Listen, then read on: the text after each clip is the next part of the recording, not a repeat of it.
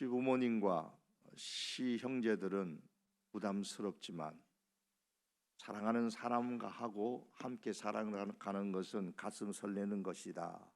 혹시 그렇게 생각하시는 분이 계실지 모르겠습니다. 아내와 더불어 살아가는 것은 설레는 일인데 처갓집 식구들이 부담스러워 멀리하고 싶으신 분은 없으신지 모르겠습니다. 그런 마음을 만일에 갖는다면 그것은 보석은 갖고 싶은데 보석이 묻힌 땅은 부담스러워 싫다고 하는 사람과 같습니다. 하나님의 언약은 보석과 같습니다. 우리의 인생에 하나같이 유익을 주는 약속들입니다. 그러므로 보석상에 진열되어 있는 보석이 내 반지가 되고 내 목걸이가 되고 내 귀걸이가 되고 내 팔찌가 되고 나의 보석이 된다면 그에 대한 설레임이 있는 것처럼 언약이 내게 주어진 것에 대한 부담이 아니라 설레이는 마음으로 대할 수 있어야 합니다. 오늘 마지막 네 번째 보혜사 언약입니다. 마지막 언약이라고 해서 성경에 하나님의 언약이 이 네 가지만 있는 것은 아닙니다. 성경 자체가 우리를 향한 하나님의 약속입니다.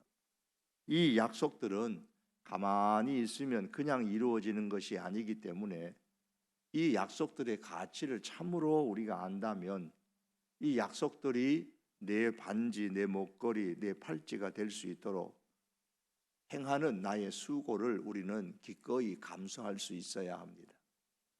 새 언약으로 말미암아 하나님은 우리 마음에 하나님을 경외하는 마음을 심어 주시겠다고 하셨죠. 그 결과 이 새 언약이 완전히 이루어지는 날에는 우리 사람들의 마음에는 하나님을 경외하는 마음으로 가득해서 결코 하나님을 떠나는 일이 없을 것이라고 했습니다. 모든 사람이 다 하나님을 아는 지식으로 가득하기 때문에 더 이상 하나님에 대해서 가르칠 필요도 없다고 했습니다. 누구나 하나님을 아는 지식으로 하나님을 충분히 알기 때문에 그로 인해서 행복해하는 삶을 살 것입니다. 그리고 하나님은 우리를 죄를 영원히 기억하지 않으시기 때문에 우리는 죄에 대한 어떠한 두려움도 죄의식도 갖지 아니하고 영원히 기쁨을 갖고 살게 될 것입니다. 이러한 새 언약의 축복이 반드시 미래 우리 성도들에게 주어질 것이 사실입니다. 그런데 하나님은 이 새 언약의 축복을 미래가 아니라 지금 이 땅에서도 경험하고 누리며 살 수 있도록 하기 위해서 우리에게 십자가 언약과 보혜사 언약을 주셨습니다. 이 십자가 언약이 새 언약의 출발점이라면 보혜사 언약은 이 십자가 언약의 바톤을 이어받아서 계속 우리의 인생에 새 언약의 강물이 유유히 흐르도록 만들어줍니다. 보혜사 언약은 성령으로 말미암아 주시는 언약입니다.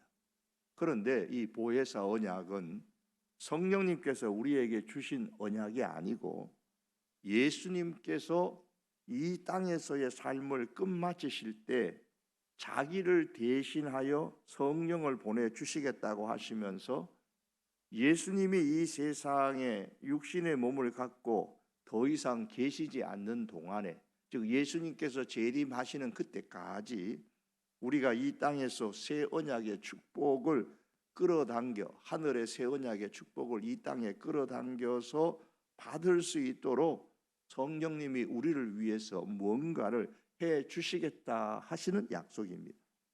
그러므로 이 보혜사 언약은 말 그대로 성령의 언약이지만 예수님께서 맺어주신 언약이라고 할 수 있습니다. 예수님께서 보혜사 언약을 주실 때의 상황은 제자들이 굉장히 두려움에 쌓여 있었을 때였습니다. 예수님은 자신이 제자들을 떠날 것이다 라고 말씀을 하셨죠. 그런데 제자들은 예수님이 어디로 떠나실 것인지 알지 못하기 때문에 마음에 근심이 가득했습니다. 더욱이 이 요한복음에 기록될 그 당시에는 세상에 박해가 있었던 때였습니다. 그러니 그런 상황에서 예수님마저 자기들을 떠난다고 하니까 제자들의 마음은 두려움이 매우 컸던 겁니다. 이런 상황에서 예수님께서 제자들에게 주신 약속이 보혜사 언약입니다. 다른 언약도 그렇지만 제자들에게 주신 그 언약이라고 해서 12 제자들에게만 제한된 것은 아닙니다.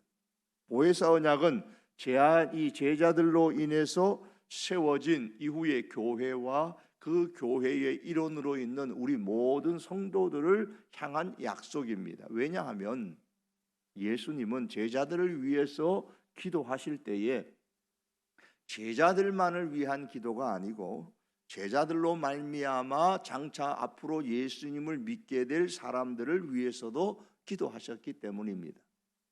요한복음 17장 10절에 보면 내가 비옵는 것은 이 사람들만 위함이 아니요 또 그들의 말로 나를 믿는 사람들도 위함이라 그렇게 기도하셨습니다. 그러면 이 보혜사 언약이 뭘까요? 이 보혜사라는 이 헬라어 단어는 우리가 익히 너무나도 많이 들어서 잘 알죠.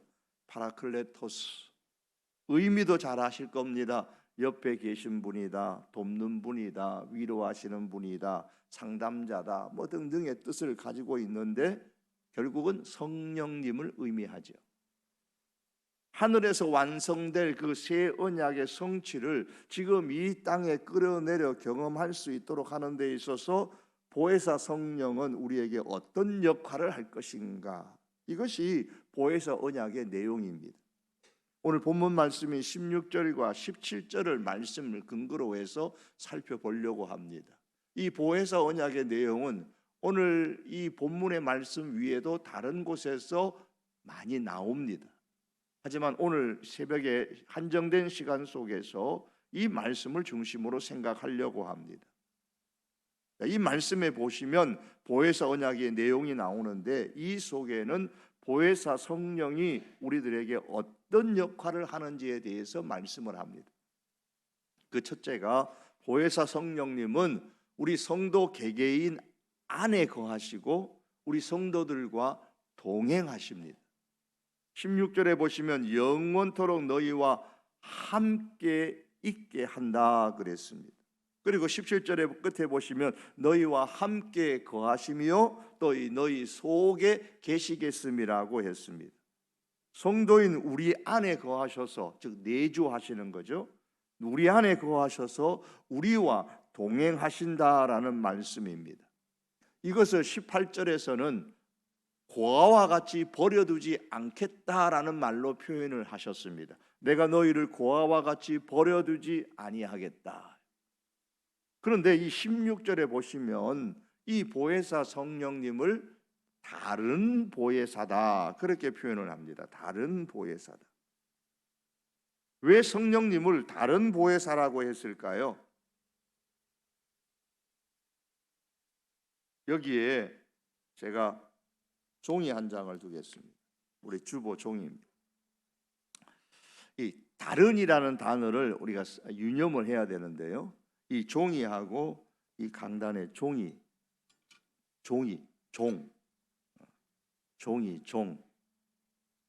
말이 비슷했어요.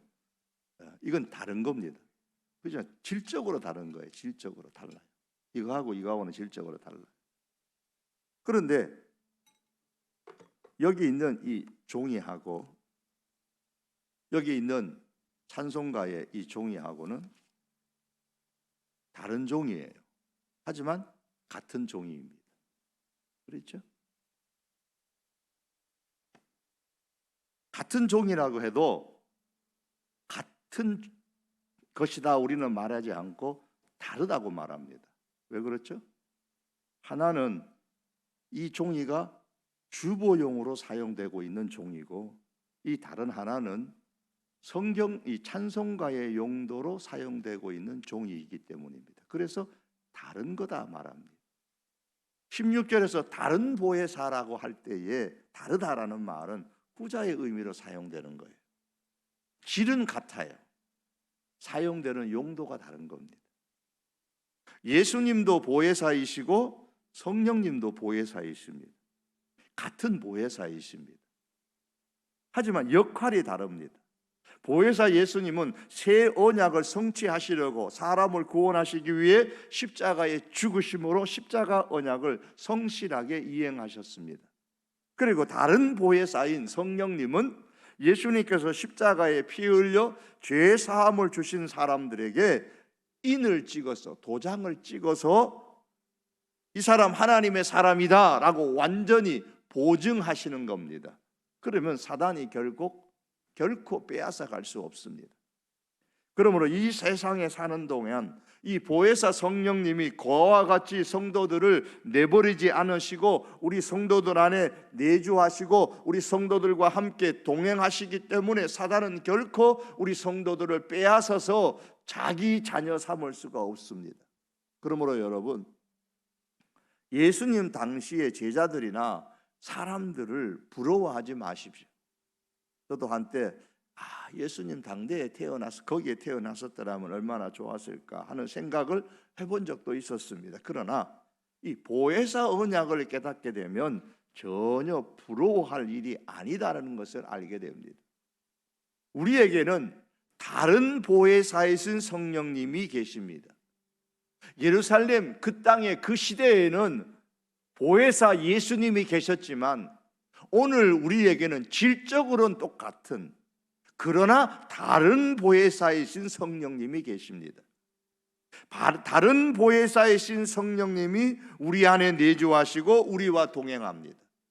그 시대에 보혜사이신 예수님과 사람들이 함께 동행하고 제자들이 함께 먹고 함께 동행했던 것처럼 다른 보혜사이신 성령님은 집에 있을 때도 우리와 함께 거하시고 공부하러 갈 때도 함께 동행하시고 일터로 갈 때도 함께 동행하시고 제가 목회를 할 때도 함께 동행하시고 항상 예수님의 사람과 동행하십니다. 예수님께서 그러셨던 것처럼 말입니다. 그러므로 여러분, 우리는 매일 하루를 시작할 때에 집을 나설 때마다 기도하십시다. 성령님, 오늘 제가 영적 전쟁터로 나갑니다. 함께 해주실 거죠? 함께 해주시고 꼭 붙들어 주십시오. 함께 하시고 내주하신다고 하셨으니 오늘도 그렇게 해달라고 우리가 기도하고 하루를 시작하는 겁니다. 그렇게 하루 일과를 시작하고 마칠 수 있기를 바랍니다. 그러면 우리 마음에 하나님을 경외하는 마음이 항상 있게 되고 하나님을 떠나지 않는 인생이 될 수 있습니다. 또한 이 보혜사 성령님은 오늘 말씀해 보니까 진리의 영이라고 했습니다. 17절에 그는 진리의 영이라 세상은 능히 그를 받지 못하나니 이는 그를 보지도 못하고 알지도 못함이라. 그러나 너희는 그를 아나니 그는 너희와 함께 거하시며 너희 속에 계시겠습니다. 세상은 보혜사 성령님을 받지를 못해요. 성령님이 세상의 사람들의 마음 안에는 오시지를 않아요. 오시지 않으니까 보지도 못하고 알지도 못합니다. 반면에 성도는 보혜사 성령님을 압니다. 함께 하시는 것도 알고 우리 안에 내주하신다는 사실도 압니다. 어떻게 알 수 있을까요? 진리의 영이 하시는 역할 때문에 아는 겁니다. 진리의 영이신 보혜사 성령님은 우리들을 위해서 두 가지 역할을 하십니다. 그 하나는 가르치는 영적 선생님의 역할이에요. 진리의 영이신 보혜사 성령님은 우리에게 말씀을 생각나게 하시고 가르쳐 주십니다. 이게 26절의 말씀이에요. 보혜사 곧 아버지께서 내 이름으로 보내실 성령 그가 너희에게 모든 것을 가르치시고, 뭘 가르쳐요? 예수님께서 이 땅에 계셨을 때 하셨던 그 말씀들, 그것을 다시 가르치고 그 말한 것, 내가 너희에게 말한 것, 예수님께서 말씀하신 것들을 생각나게 해준다 그랬습니다. 12 제자들의 선생님은 예수님이셨습니다. 그리고 예수님의 가르치심에는 권세가 있으셨습니다. 예수님은 제자들에게 진리를 가르치셨습니다. 예수님께서는 자주 이 땅에 계실 때의 비유로 말씀하셨고, 그 비유가 어떤 의미인지 영적인 의미를 가르쳐 주셨습니다. 그런데 그렇게 가르쳐 주셨던 예수님께서 부활하시고 승천하시고 떠나셨어요. 그럼 이제 누가 제자들을 가르칠 겁니까? 누가 그 제자들의 말을 듣고 그 이후에 예수님을 믿는 사람들과 교회를 계속해서 가르치실 겁니까?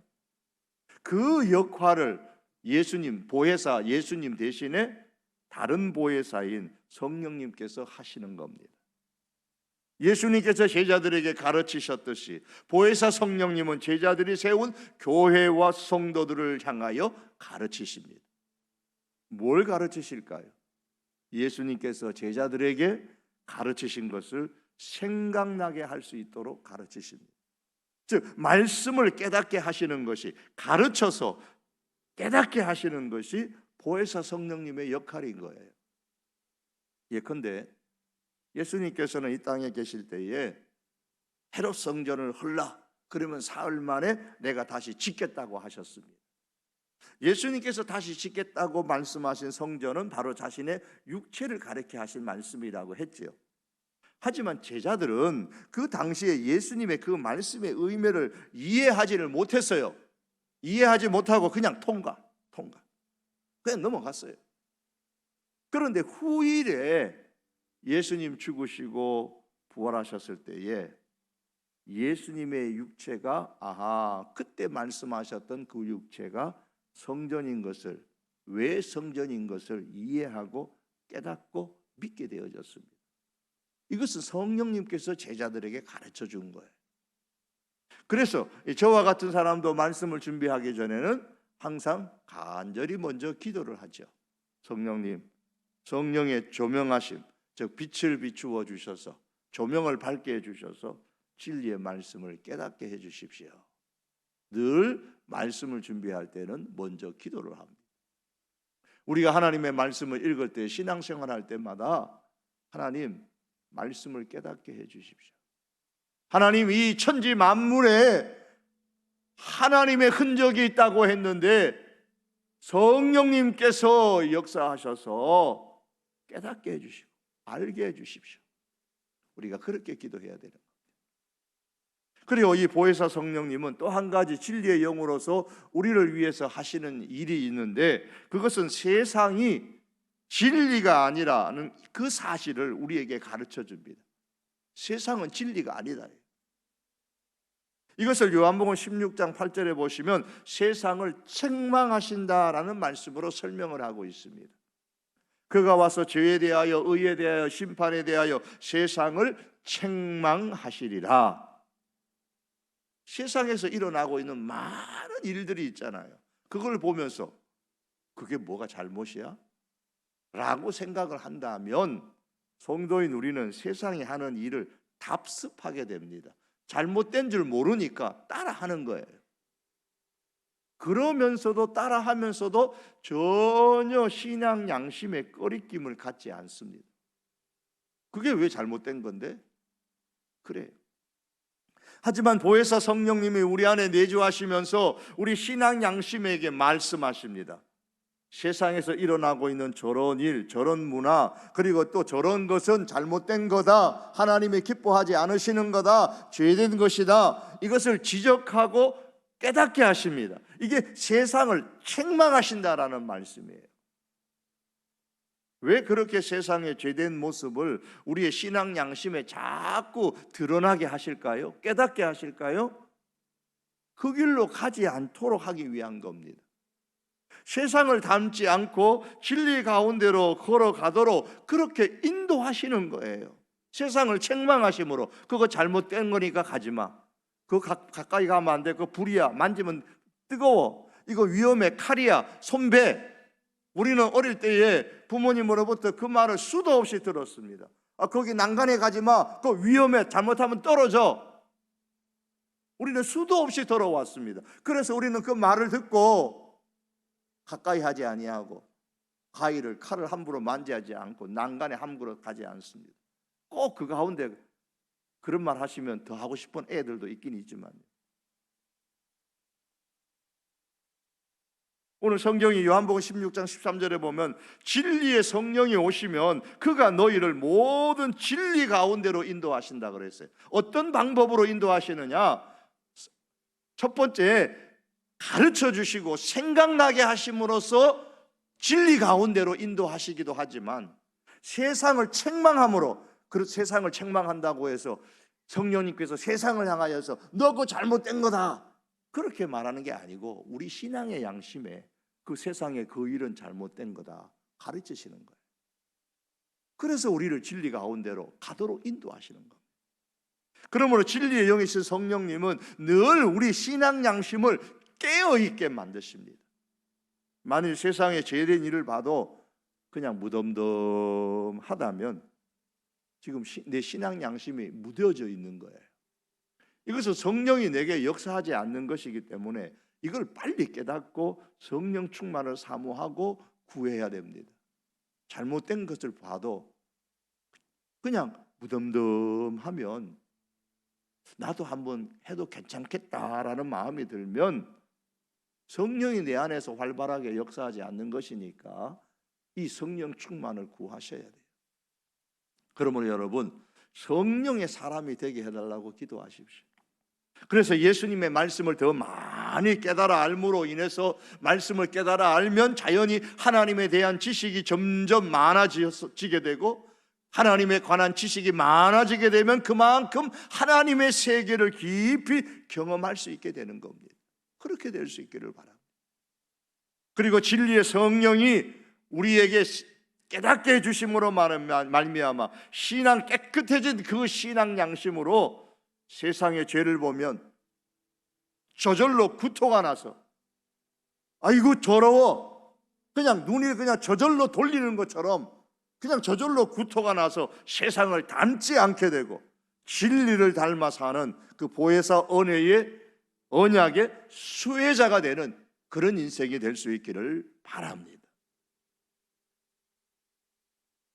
진리의 영이신 보혜사 성령님께서 우리를 향해서 행하시는 두 번째 큰 일이 있습니다. 그게 뭐냐면 증언하시는 일이에요. 증언하시는. 요한복음 15장 26절에 이렇게 말씀합니다. 내가 아버지께로부터 너희에게 보낼 보혜사 곧 아버지께로부터 나오시는 진리의 성령이 오실 때에 그가 나를 증언하실 것이요 그랬어요.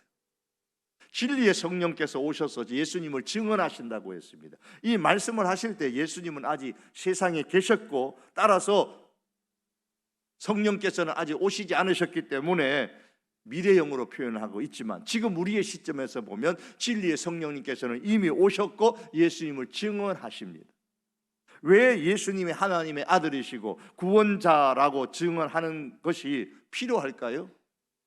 유대인들은 나무에 달린 사람은 하나님의 저주를 받은 사람이라고 여겼습니다. 신명기 21장에 보면 나무에 달린 자는 하나님께 저주를 받았음이니라, 그 말씀을 붙잡고 그렇게 생각을 했어요.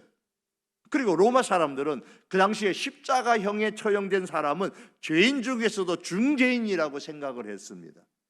이런 상황에서 예수님께서 나무로 만든 십자가에 달려 죽으셨습니다.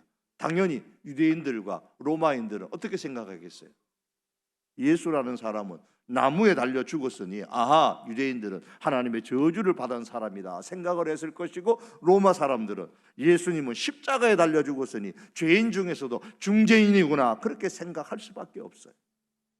이런 상황에서 아니요 라고 증언할 증인이 필요한 겁니다. 예수님께서 나무로 만든 십자가에 죽으신 것은 아무 죄도 없으신 예수님께서 다만 우리의 죄를 대신하여 죽으신 겁니다 라고 증언할 증인이 필요한 겁니다. 진리의 영이신 보혜사 성령님께서 이 역할을 하시는 거예요. 보혜사 성령님은 진리의 영이시기 때문에 거짓말을 하지 않으십니다. 한마디라도 거짓말을 하시면 진리의 영이라고 할 수가 없어요. 보혜사 성령님은 그 예수님의 죽으심의 의미를 완전하게 알고 계시는 분이십니다. 그렇다면 이 예수님이 하나님의 저주를 받은 존재가 아니고 죄인 중에 중죄인이 아니라는 사실을 증언하셔야 되는데, 그러면 성령님께서 직접 증언하시느냐? 그게 아니고 예수님을 믿는 사람들의 마음에 내주하시고 함께 하셔서 그들로 통하여 증언하게 만드시는 겁니다. 그래서 당시에 성도들은 예수님을 증언을 했어요. 성령의 충만을 받고 예수님은 그런 분이 아니다 증언을 하는 거예요.